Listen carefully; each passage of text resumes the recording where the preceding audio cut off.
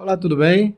Fazer um vídeo aqui, né, sobre os gráficos mensais dos mercados internacionais, do mercado americano, alemão, chinês, brasileiro, né? Falar um pouco da correlação aqui entre esses mercados e a gente vai pensar aqui, né, se existe realmente o risco de ter uma crise, o que é que está acontecendo com esses gráficos mensal. Então aqui tem um gráfico mensal, aqui eu vou focar só no setup da força média, que é aquele lá do curso Estratégias Vencedoras, e aí eu vou trabalhar com você também um pouco de análise gráfica clássica.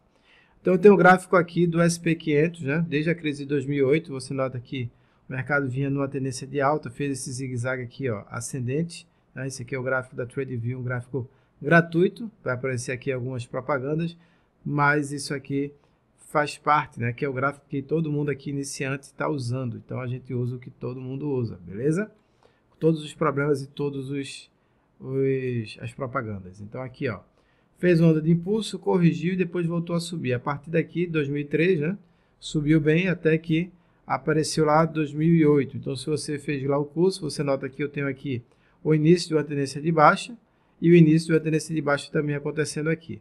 Você vê que em 2008, deixa eu dar um zoom maior aqui, ó, foi o que aconteceu. O mercado estava subindo, caiu um pouco, subiu um pouco, depois voltou e perdeu aqui esse último fundo em fechamento, né? Aqui. E fez aquele pivôzinho de baixa, fez outro zigue-zague e entrou na tendência de baixa forte. Essa tendência de baixa, ela chegou aqui até o mínimo, né? No mês de fevereiro de 2009, vê que o mercado continuou caindo, né? Mesmo a crise aqui chegando no mínimo em outubro para novembro de 2008, lá conseguiu fechar ainda em fevereiro de 2009 com muita baixa, ainda caindo. A partir daí o mercado começou a subir, muita gente começou a ganhar dinheiro a partir daqui, né? Então a partir daqui começou a ganhar dinheiro, ganhou bem, fez mais um zigue-zague ascendente, o mercado fez mais um zigue-zague, você nota que as médias viram aqui para baixo, mas não acontece um zigue-zague descendente, ou seja, os preços não fazem fundos abaixo dos fundos anteriores. O mercado vai subindo, subindo, até que chega aqui, ó, 2016, o mercado faz aqui um fundo, tenta fazer um novo fundo, mas não consegue fechar abaixo desse fundo anterior. A partir daí o mercado continua subindo aqui, vai subindo, subindo, subindo, subindo, faz esse recuo aqui, ó, março, abril de 2018, e aí o que é que acontece? A partir de agora, tá tentando, né, tá fazendo aqui um fundo, fechando o fundo acima desses fundos anteriores aqui, do SP500. Então, eu já não tenho uma tendência de alta no SP500, beleza? Eu já tenho uma tendência de baixa. O mercado já ingressa aqui uma tendência de baixa barra lateral. Isso pode ser o prenúncio de uma crise, pode ser o start de uma crise maior? Pode sim, né? Não estou dizendo que vai acontecer uma crise, estou falando que operar na ponta compradora agora é um pouco mais arriscado, então eu vou esperar que ingresse uma pressão mais compradora, pelo menos nos mercados internacionais. Depois eu vou ver aqui o gráfico do Ibovespa, gráfico mensal, e você vai ver que não é bem assim. Mas esse aqui é o gráfico do SP500. Se eu for trabalhar aqui o gráfico do Dow Jones aqui, vou colocar aqui o gráfico, ó. Então eu vejo também algo acontecendo de interessante aqui, ó. Então o mercado estava fazendo aqui um topo, fez um topo no mesmo nível. Você nota aqui que eu tenho uma divergência baixista no MACD. Trabalho aqui com fechamento abaixo desse último fundo aqui do Dow Jones, né? Então aqui eu já ingresso também numa tendência de baixa, porque eu já não tenho topos e fundos ascendentes. Tive essa divergência de alta, ou seja, uma fraqueza, o mercado volta a subir, mas não sobe com tanta força assim, e aí acaba caindo aqui, beleza? Então fico de olho a partir de agora, né, nessa força vendedora que chegou aqui no Dow Jones. Também no gráfico de 2018, né, aconteceu algo também parecido lá, o mercado estava subindo até que a gente houve um cruzamento aqui no MACD, o mercado virou para baixo, fazendo topos e fundos descendentes e foi embora, caiu bem, né? Caiu bem forte. Se eu for olhar aqui o Nasdaq aqui, né, o índice, então eu vou ver que a tendência também é uma tendência de alta, né, forte, e a gente já tem, ó, um zigue-zaguezinho aqui formado. O Nasdaq ainda continua um pouco mais forte que os outros mercados, o SP está caindo com mais força, e o SP ele acaba refletindo a maior economia, as 500 empresas, né, acaba refletindo a economia real ali americana. Então eu fico de olho que sim, né, começa aqui a haver uma tendência mais forte aqui de baixa. Você nota que em 2018, né, ficou lateralizando aqui e a queda não foi tão forte aqui no Nasdaq, né? Então, quer dizer, não foi tão forte entre aspas, né? Se eu for colocar entre essa máxima e essa mínima aqui, 70% de queda, né? Então, né, foi sim forte. Então, beleza, deixa eu ver aqui mais.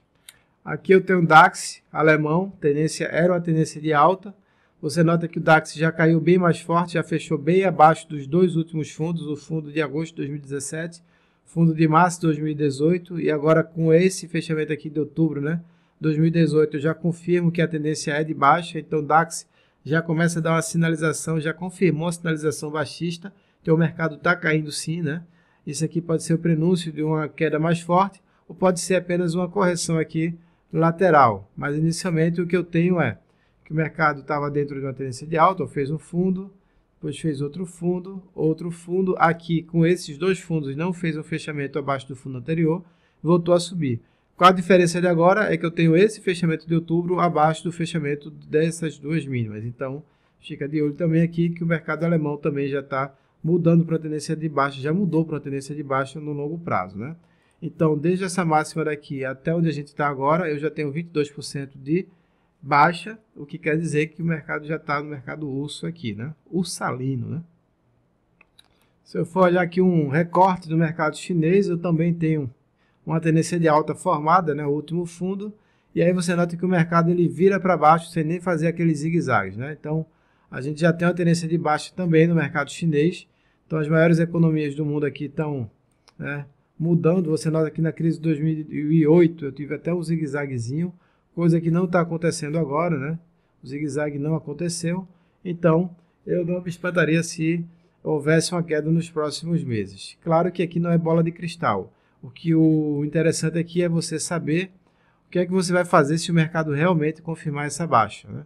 Se os mercados internacionais confirmarem essa baixa, que para mim já está confirmado, né? Já tenho aqui um prenúncio de uma crise, sabe que os mercados mudam, depois de uns 6 meses é que aparecem aqui as condições da economia real.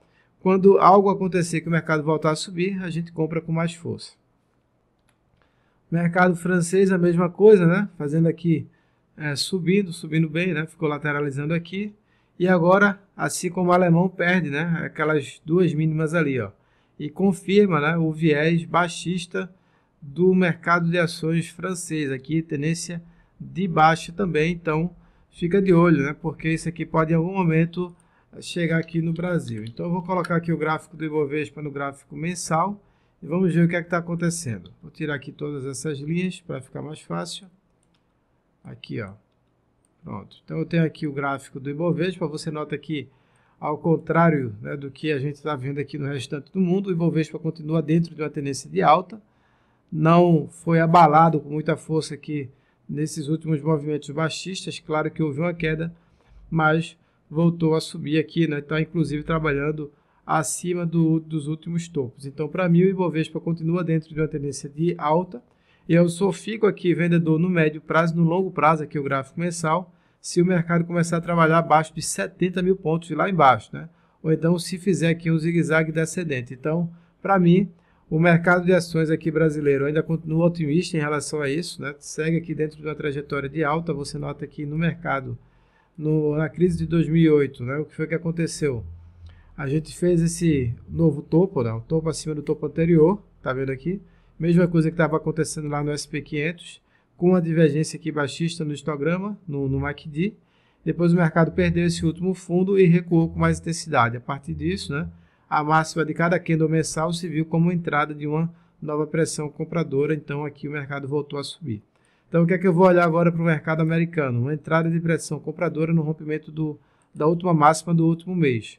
Ou então aqui no Ibovespa, né, a perda desse último fundo, ou então um zigue-zaguezinho aqui descendente. Então eu vou olhar agora todos os meses se o Ibovespa vai fazer essa movimentação aqui. Ó. Pode ser que caia, suba um pouquinho aqui, todo mundo fica feliz e depois volta a cair. Se fizer essa movimentação aqui, eu tenho uma crise formada no mercado brasileiro.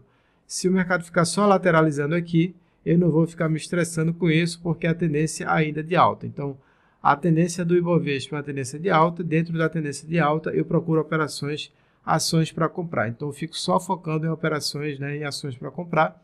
Quando esse mercado mudar para uma tendência de baixa, aí eu procuro as ações para vender. Então basicamente é isso que eu tenho para dizer para vocês aqui. Para mim, mercados mundiais internacionais já ingressaram dentro de uma tendência de baixa. O Ibovespa continua ainda dentro de uma tendência de alta. Eu pedi lá no meu Facebook, né? Isso aqui foi lá no Vou Investir na Bolsa, né? No Facebook. Então eu coloquei isso aqui no dia 11 de dezembro, né?